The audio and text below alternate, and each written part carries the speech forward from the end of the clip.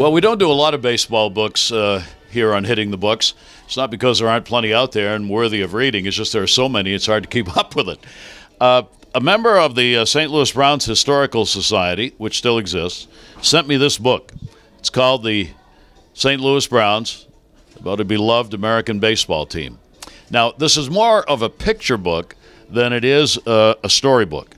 However, it is the story of the St. Louis Browns from the time that they were founded in the mid and late 1800s up to the time that they left St. Louis to become the Baltimore Orioles. And that's the connection for Orioles fans, because current and past Orioles are also mentioned in this book as far as the entire franchise records are concerned. Some of the franchise records are still held by guys who played for the St. Louis Browns. Others held by Baltimore Orioles, who you're much more familiar with.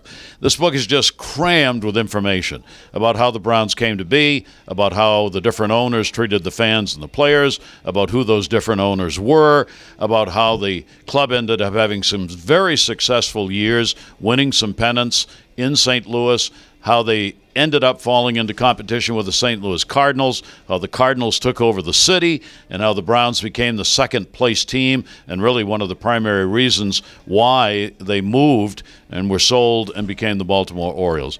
But it's the pictures in here that are just great. I mean, there are pictures of so many old St. Louis Browns, like George Sisler, big names, guys who were great stars, not just for the Browns, but in baseball. You get to see a look at the old ballpark that they played in, more than one, in St. Louis, and you get to see the record books for the entire franchise history, not just that for the Browns, not just that for the Orioles, but all of it put together.